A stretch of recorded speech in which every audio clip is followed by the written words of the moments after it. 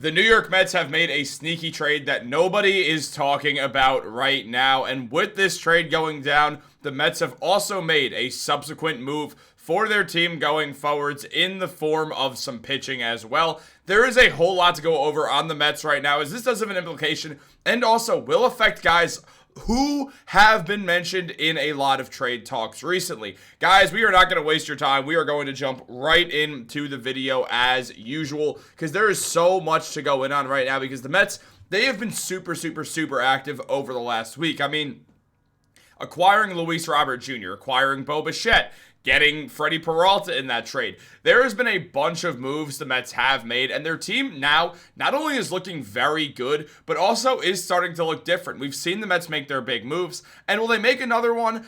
It's possible for sure, but right now we likely will see the Mets try to win on the margins after making their big blockbuster acquisitions. They made 3 of them, and now we are seeing more moves continue to happen for the Mets as the offseason really, a lot of the moves the Mets have made have started later on, and honestly, this is a move that I'm super interested in. And guys, this is about this man right here, as the Mets have made a trade that was announced that the Mets have acquired switch-hitting utility infielder Vidal Brujan from the Twins in exchange for cash considerations. Brujan, who turns 28 on February 9th, was designated for assignment by the Twins after they acquired utility infielder Tristan Gray from the Red Sox on Wednesday. So, a lot to go over on this move right now.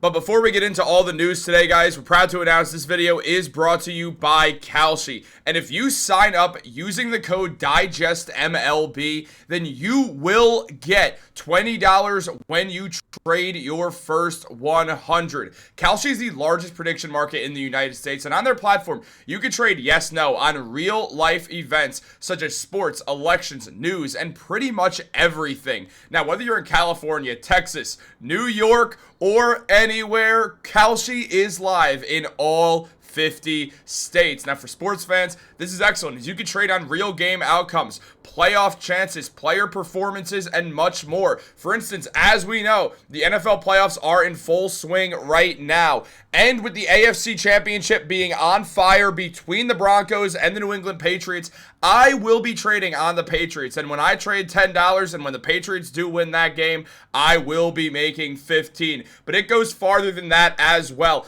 as I'm taking Marvin Mims to get another deep ball like he did last week. I know Jarrett Stidham's the quarterback, and it's why I do have the Patriots winning the game, but I'm trading on Marvin Mims to get that deep ball and get a touchdown as well. You can trade pretty much anything on Kalshi, and guys, it's genuinely a smarter way to use your sports knowledge, use your news knowledge, and again, guys, when you sign up using code DIGESTMLB, you will get $20 when you trade your first 100. But now, guys, let's jump into the news. Now, look, obviously, when we see a trade go down, wow, it's different, because I see that ad read, and I see the long hair, and now the short hair, so it's throwing me off right now. But with this trade going down, my forehead is huge. Everything really is starting to fall into place for the Mets, so a move like this is more on the margins, as I mentioned earlier. Look, Vidal Brujan did have a .1 WAR this season, which is better than his career WAR of a negative 1.4. He only had 87 at-bats, though, with 22 hits. That's a .253 batting average, which is way better than what he usually puts up. It's also a better OPS at a .616 compared to the .543 career OPS that he has.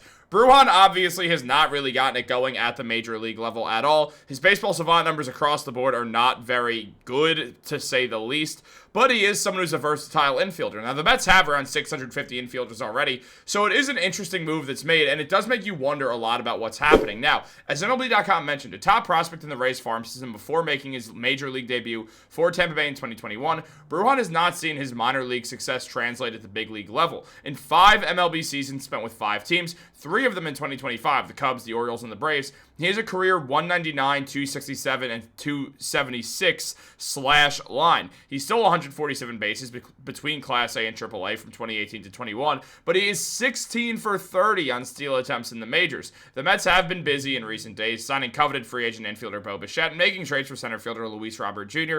from the White Sox and Freddie Peralta from the Brewers. In the deal for Robert, New York sent infielder Luis Angel Acuna to Chicago. Adding Brujan addresses that to some extent. The infield depth vacancy that was left by Acuna. Now, on top of that, though, we also can say, which was my reaction, well, we have the depth in Brett Baty, who looks like he's going to be playing utility this season.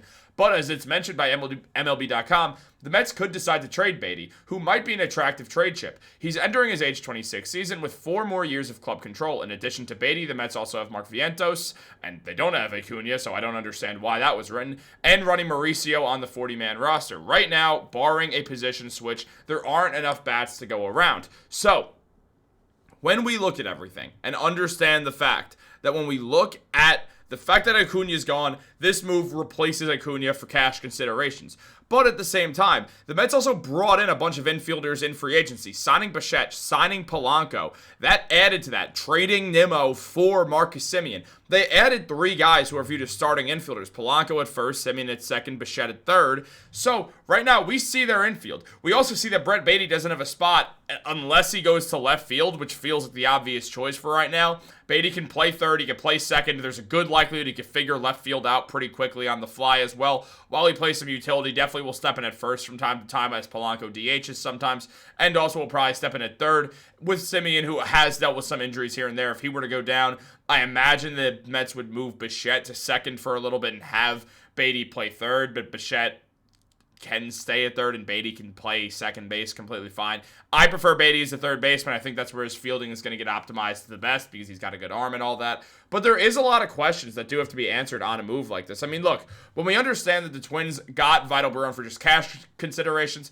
it makes sense for the Mets. Brujan appeared in 60 games for 3 different teams last season, playing every defensive position but catcher and first base. The Twins claimed Brujan off waivers from the Braves earlier in the offseason. So the Mets, they bring in a guy who's just pure depth and they can just throw in wherever when they need him. He's a guy you throw in your platoon and say, all right, well, on the fly, we could put him literally anywhere and he can handle it. But is he going to be great at it? No. But he can be a utility guy, and ultimately the Mets do see some value in that with the whole run support or the run prevention situation that they're trying to get going here. Now, the fans obviously did not have a great reaction to this, saying the Mets are doing so much it's insane. Is probably the most just the most positive comment outside of the Mets added versatility.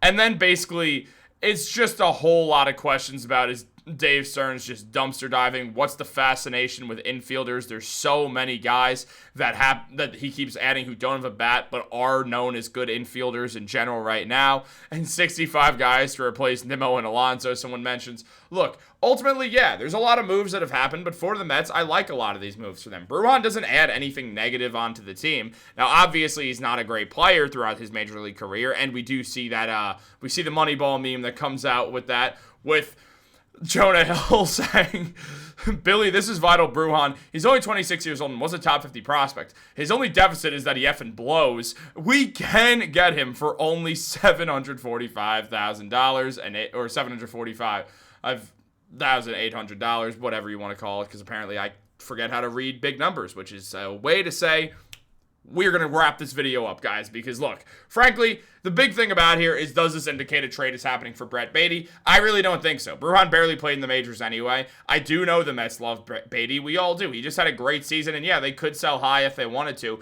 but that would definitely be a move for an outfielder, and if they want to do that, that makes some sense, but really, who would they be trading for here is the bigger question.